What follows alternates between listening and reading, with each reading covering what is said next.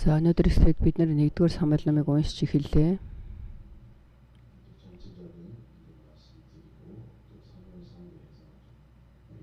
За ерөнхийд энэ 1-р Самуэлийг хараад тэгээд та бүгдэд бас ярих номлох зүйл байна. Өнөөдрийг хүртэл бид нар энийг түүхийн тал дээр харах юм бол Израильчууд Египт газраас гарсан.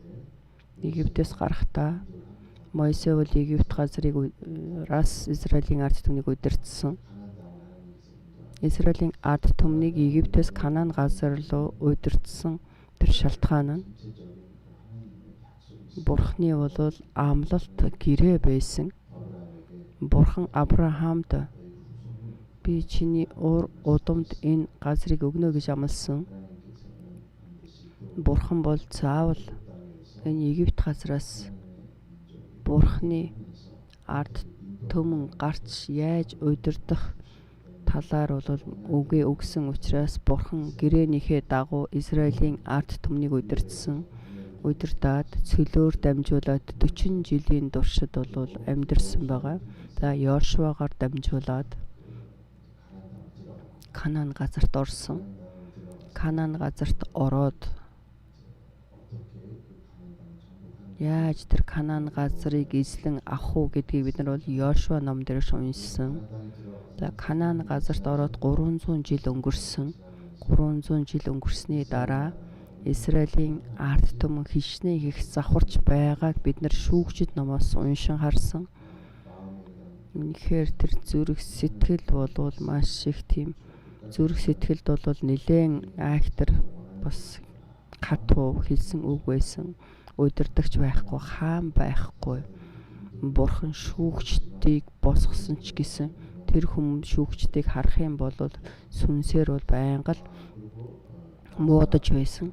Тэгээ сүүлчийн Самсоныг бид нар Самсон гэдэг шүүгчийг бид нар бол харсан. Тэгээ Самсон бол өөрөө бол удирдах чадваргүй байсан. Филист хүмүүсийг бол ялах ёстой байтал Филист хүмүүс Израилийн хүмүүсийг бол зовоож байгааг бид нар бол энэ 1-р Самуэль номоос харна. За 1-р Самуэль номыг уншихаас өмнө бид нар Рутийг уншсан бөгөөд Рут номон дээр энэ шүүгчд энэ 300 жилийн туршид сүнсээр завхарч Бурхны ард түмэн завхарч дуулуургүй байсан ч гэсэн Бурхан болвол Бурхныг хүсэмжилж байсан. Бурхны үгийг эцээ хүртэл байран Рут шиг Бурхныг сонгосон тэр итгэгч нар хүмүүс байсан гэдгийг бол Рутээр дамжуулан бид нарт бас харуулж өгсөн. За өнөөдөр бид нар 1-р Самуэль ном дээр ирлээ. 1-р Самуэль ном за энэ шүүгчд ном дуусаад 300 жил дуусаад за тэгээ Самуэль 1-р Самуэль учраас Самуэль иш үзүүлэгч гарсан. Тэр цаг үед Самуэлийг Бурхан болов сонгож байна гэдгийг бид нар уншин 1-р Самуэль номоос 1-р Самуэль 2-р Самуэль гэдэг нь нэг ном байгаа. 2-р Самуэль бол нэг ном бөгөөд энэ орчуулагч нар бол энийг уншихад амар болгоод 1-р Самуэль 2-р Самуэль гэж хийснээс энэ бол нэг номоо. Тэгэхээр бид нэр 1-р Самуэль номыг харах юм бол 3-4 дүрхийг бид нар харахад болно. За мэдээж нэгтэн Самуэлийн талаар гарна. Бүр тодорхой харах юм бол Самуэль эхний хаан Саул болон Давид Бурхан Давидыг яаж дуудсан. За тэгээд 1-р Самуэль номоос бид нар бол харна. 1-р Самуэль ном бол Давидын талаар яаж өсөж, яаж Бурханд үйлчилж, Давид хааны талаар энэ өгнүүд бол 2-р бас Самуэль ном дээр гарна. 1-р Самуэль 2-р Самуэль номыг бид нар уншихдаа Самуэль, Саул, Давид хаан гэж бид нар харахад болно. Тэгээд энэ 1-р Самуэль номыг харахдаа хамгийн эхлээд бол Самуэль яаж үнэхээр төрс бий болж Бурхны үнэхээр иш үзүүлэгч болж байна гэдгийг бид нар уншсан. Хаана гэдэг эмэгтэй Бурхны өмнө залбирч байна. За энд бол маш их гүнзгий утга байна. Бурхан энэ Ханагийн итгэл, залбирал, Хана бол үнэхээр Бурхныг хичнээн хайрлаж Бурхны өмнө үнэхээр жинхэнэ зүрх сэтгэлээс Бурханд үйлчилж байгааг бол бид нар 1-2 дугаар бүлэг дээрээс уншлаа. За 2 дугаар бүлгийг харах юм бол Ханагийн залбирал гарсан. За Ханагийн магтаал Бурхны өмнө бол маш их баяр хөөртэйгээр Бурханд бол тэр магтаалыг өргөж байна. Энэ магтаалыг харах юм бол маш гайхамшигтай, гүнзгий утгатай. Тэр Бурханд магтаалыг өргөхдөө түүний Бурхан бол Бартамыг хөөж даруй нэгнийг Бурхан бол хүлээн авдаг, босгодог. Бурхан бол үргэлж эцсийн хүртэл удирдах. Бурхан бол гайхамшигтайгаар ажиллана гэсэн энэ Ханагийн залбирал, магтаал. 1-р Самуэль болон 2-р Самуэль номон дээр бол энэ байнга давтагдана. Даруй байх юм бол Бурхан босгож, бардам байх юм бол Бурхан зохино гэдгийг бол давтан хэлж байна. Тэгэхээр энэ дээр Эли гэж дахилж байна. Эли бол маш их бардам. Бурхан бол түүнийг зохиж байна. Тэгээд даруй нэг Самуэлийг босгож байна. Мөн Саулыг даруй байхад Бурхан босгосон, бардам байхад мөн зогсон. Давидыг ч гэсэн мөн даруй байхад босгож, бардам байхад зогсон. Тэгэхээр энэ Ханагийн залбирал 1-р Самуэль, 2-р Самуэль номыг харах юм бол энэ дээр ерөөсөө Бурхан бол гайхамшигтайгаар ингэж ажиллана гэдгийг бол энд бичсэн байна. Тэгэхээр бид нар энийг бол цааш нь харъя. 1-2 дугаар Самуэлийг бүгдийг унших боломжгүй ч гэсэн ер нь онцгой тэр зүйлүүдийг бид нар уншаад та бүгдэд номлохыг хүсэж байна. Өнөөдөр оршлоор за Ханагийн итгэлийн талаар Израилийн ард түмэн сүнсээр завхарч байна. Тэгсэн ч гэсэн тэнд бол сүнсээр Бурхны өмнө бас зогсож байгаа нэгэн байна итгэлээрээ. Тэгэхээр бид нар сүм чуулганыг харахтаа энэ бол ерөөсөө бүгд адилхан цуглаад олноороо эзний өмнө цуглаж эзэнд ойртдог. За тэгээд сүм чуулган бас Бурхны өмнө өдөр муу дүрхийг харуулах боловч хувь хүн болгоны итгэлийг Бурхан харна.